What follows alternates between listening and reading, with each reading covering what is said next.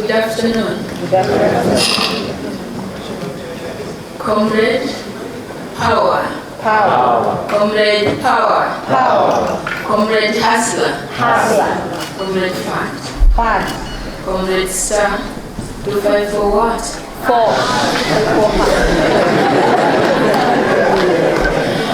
Okay, thank you so much, organizers of this event. I feel humbled to be here. I don't know why they went to it. They're somewhere around the corner. The panelists. Oh, you want us back? No, oh, I can see you. Well, thank you so much for that session. And I want to begin by thanking you first. Yeah. Actually, when you see women talking about leadership, we are not asking for favors. We are sounding an alarm that we are arriving. Very good.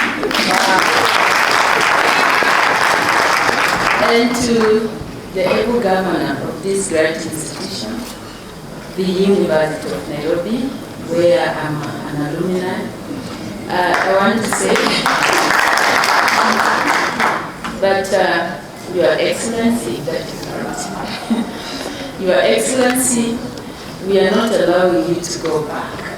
As a Kenyan society, we cannot allow you to go back to days of talking. Today what you want is for people to take action. So we need to change tact.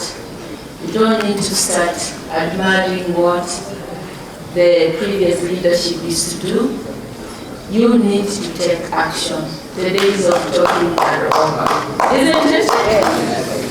Yeah, because then when they were talking, those leaders were talking about, now who are members of parliament, are talking between those times, the political freedom space was a little bit squeezed. But today it's open. Who stops you from saying anything you say?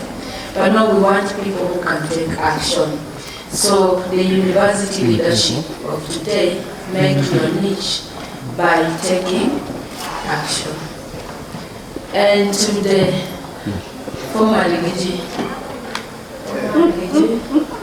former deputy governor, aspirant, where is he? The politician, the party leader. The party leader. He left. Yeah. You are there? I know it was a kind of bilango hustle. You get it? For you too, it was a kind of lazima tufanye nini? To hustle. Unanielewa? But also, thank you so much for that great session. But what, as Susan Mangeni now, before the other title, I'm looking forward to is to a governance framework that can help us achieve economic empowerment. And I'm happy today maybe to share with you a few thoughts in this hall, which is associated with Manu Chandaria, who is one of our greatest, or the greatest entrepreneur of our time, right? And now when I listen keenly to the panel there, everybody's talking about we want leadership spaces. But nobody is telling us that they want to take over from Manu Chandaria. None of you wants to take over the vacuum that is there after the late Njenga Karume left. None of you wants to take over from Tabitha. You get it, eh? So I'm here so that I can ignite those spaces. For me, I think for us, even young people, rather, to be appreciated, our niche, our purpose is in economic empowerment.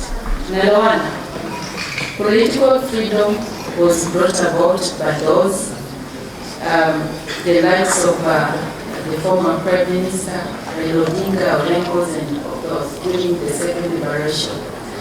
But today, after political freedom, so what next? One time during my youth activism, we went to Ghana as a group of young people from the Pan-African movement. And the Ghanaians were very bitter about their founding president. And we say, why are you bitter, Kwame Nkrumah? And if you are a student of political science, you know how really we really respect them and appreciate them for their participation in the struggle. And this young man told us, no, we are bitter, because he told us to seek first the political freedom, hoping that economic freedom will come. He should have told us to seek first economic freedom, and then everything else, including political freedom, will be availed, isn't it? So we, as young people then, what is our purpose for life in this country? Is to help this country achieve economic development. Are we together? So whatever engagement we have, even if it's through political leadership, our purpose must be very clear that we're going there to help come up with policies that can help create employment, create job opportunities, create wealth, so that our livelihood then can be improved, because that's what's facing most of us. So, that one aside, ladies and gentlemen, my name is Susan Mangeni. Like I've said, I'm an alumni of this great institution, the University of Nairobi. I did here both my undergrad and my master's, and my master's is in entrepreneurship development, and therefore when I stand here, when I look around, I see opportunities for economic empowerment, and I know each one of us, whatever we are engaged in, whichever activity, be it peace activity, it can lead us to conversation that can afford us that economic empowerment, which is our major aspiration as young people of this great nation.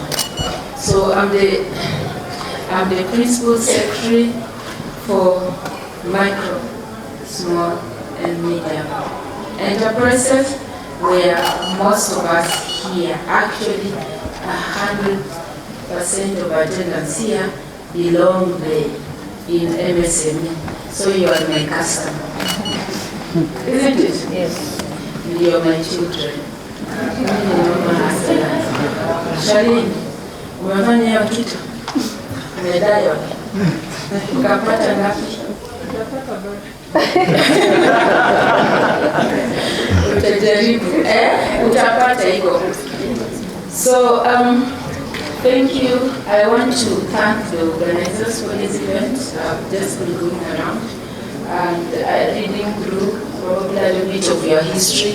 And it is actually a commendable thing when you find universities coming together, especially the dean of students, and harnessing such an idea that they can bring young people to champion peace. But now, I really want to work with you, to partner with you, so that we can now take that collaboration to the next level of economic empowerment. I know for a long time, indeed, many universities or the academia institutions have been heavily criticized that they only channel out students, or rather they prepare students for formal employment.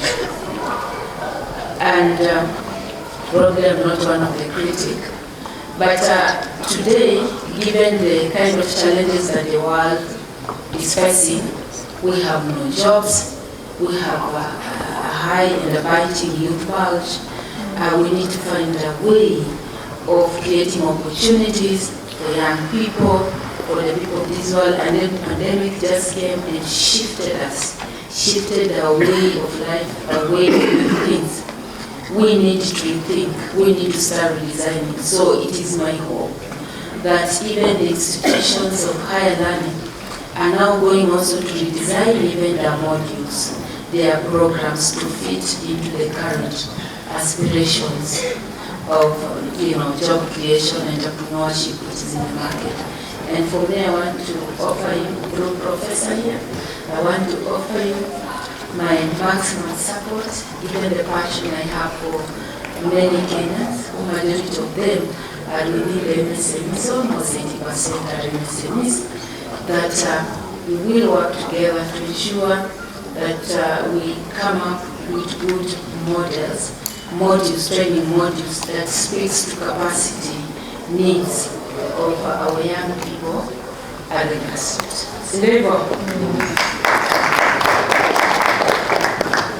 And I want to say, many people look at me and say, we are the Hustler Fund.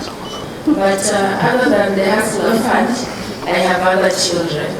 One of them is Youth Fund, and I think they have also participated largely here.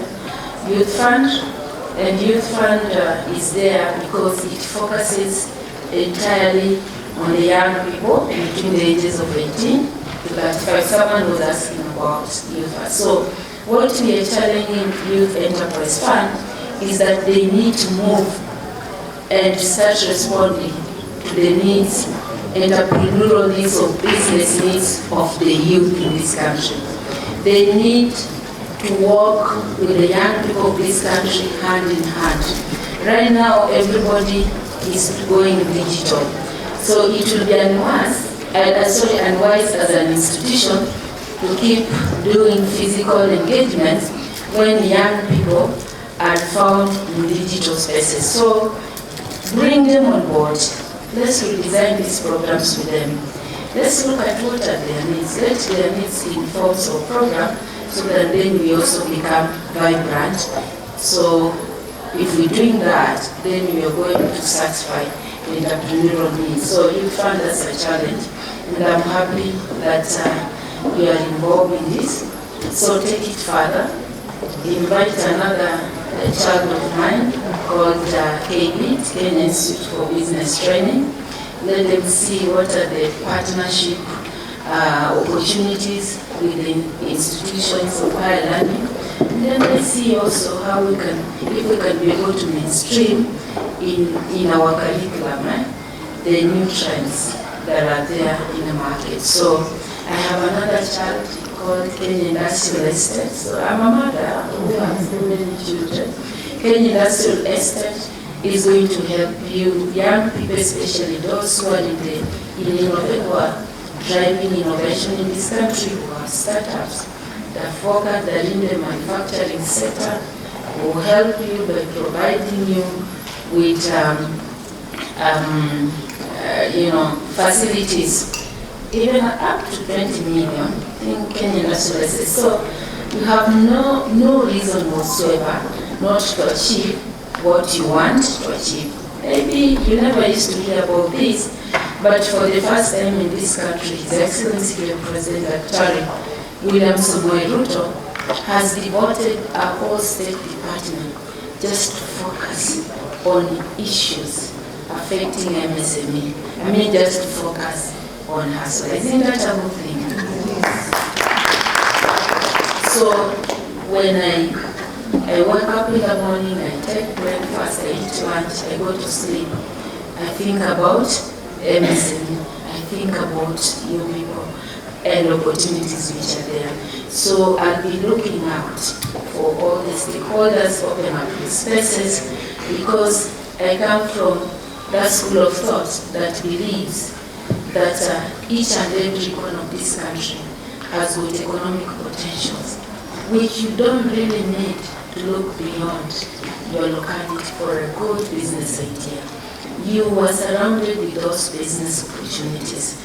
All that you need to do is make you realize that wherever you are, wherever you're standing, how you interact, how you build relationship, that all that surrounds you in that social space can be turned into business opportunity that can be able to uplift you from one point to another. And my work is to help you realize those business opportunities and also create linkages for you for financing, of course, which is local, and through Hustler Fund, we are committed to ensuring that this country gives out credit at single digit.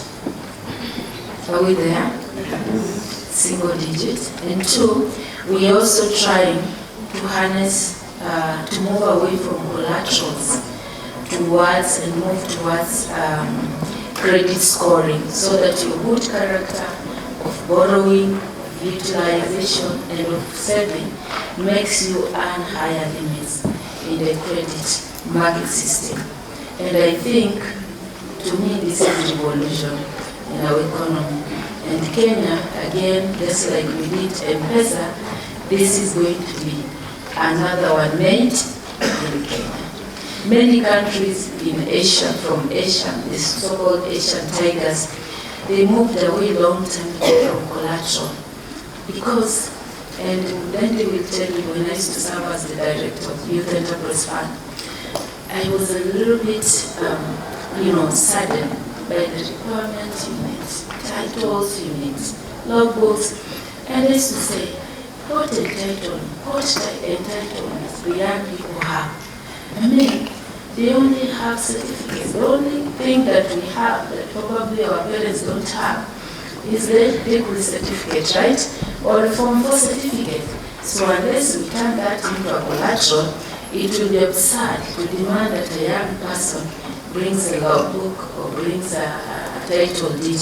You don't have it. You can only talk about what you proudly own. When we in this room, the only thing we proudly own here is our certificate. The KCSE certificates, the primary certificates, and maybe university certificates. So if we can work out that, then it will enable us access financing. And that's okay. But we can be creative, isn't it? These are young people, sit with them. And then also the Constitution asks us not just to do things without involving the beneficiaries through public participation.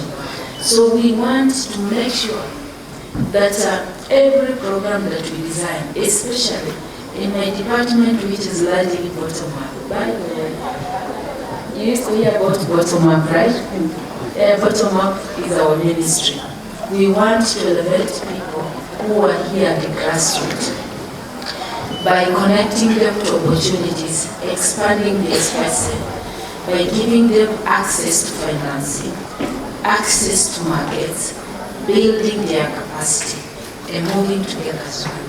And this government, the much or the little I know about it, is not ready to leave anyone behind. Nobody is going to be left behind. And all of us, that's why the Hustler Fund has given over 6 million Kenyans who had been blacklisted in CRB. Isn't it? And I see who was not in CRB here. Who was not? Who was not? Who was in CRB? All of us, isn't it? In one order, isn't it? There are those ones who are not in CRB? Yes. Who are they? I want to see by show hands. Oh, this is fantastic. Forum. I mean, all you guys are not borrowing. You are not doing what? Borrowing, isn't it? But the whole point is, we just realized that close to 6 million Kenyans had been blacklisted. And you know, once you're blacklisted, you cannot participate in the economy. And we felt that was not really, it was not productive to leave or to, kind of put aside almost 6 million people who cannot access anything, cannot do business. And sometimes you saw some of the jobs, including myself, when I was putting in application, we are told come with your CRB clearance certificate. So meaning, majority of those Kenyans do not even access job opportunities. So you can imagine having 6 million people who have nothing to lose. So as it is a responsibility of the government to make sure they move with everybody, the government and our president loves us a lot. His Excellency went to negotiate for the listing of all those millions of Kenyans that had been blacklisted. So I can tell you today that you are no longer blacklisted. Can we clap for His Excellency? You are no longer blacklisted, actually. And then we say now, after you list them, where do they go? So the second thing was how do we integrate them back to the economy. So I want to encourage you, ladies and gentlemen, that this is an opportunity for all of us to move together, to have a second chance to become more economically productive. So at that level, I assure you, we are going to look at all those complex regulatory frameworks that you people have been complaining, maybe of licensing stuff, and see how can we also review that, enable you access to financing, and in the end, ladies and gentlemen, we will move together productively in this economy. Finally, I have been scheduled for a panel discussion, and I think the main issue there was on saving. And probably the question was how can we inculcate a saving culture among young people. I would just want to add there saving and investment. Because if you are not investing, what are you saving? So we must, as we said, we also must think of bankable business ideas that can help us to invest. And I've told you, you don't need to wait until you've graduated your outside there to start thinking of a business idea. I know people who are doing businesses who are still in campus. So that after the day of graduation, as your kids panda matatu going home, you remain back in the city to start your life, isn't it? So it is possible to start doing business way here. The next project I want to challenge this initiative, Youth Park. Is it Youth Park? Youth Park is that we can work together and initiate investment clubs among university students. So that, and you know you're well organized, we can do it by institutions, or we can do it from the regions where you come from, because you usually have county university forum, isn't it? So I'll be willing to work with you, like I've said, I will come where you are. You may not need to come where I am, because my work as an entrepreneur is to look for opportunity where you are. So in the university we organize around there, and even after we finish, alumni association, we want to encourage them so that in the future, who knows, we could become the managing barriers or the body of this world. Without much ado and saying so much, because it's a new department and I want us to interact more, I want to say, first of all, congratulations for even thinking of becoming peace ambassadors. But as you and me know, there is no peace when someone is having an empty. Can you have peace? Which kind of peace when your stomach is rumbling? So can we all agree in one accord that with our cooperation and my department partnership, that you're going to seek here first the economic kingdom and then political kingdom and all others shall follow. Thank you so much.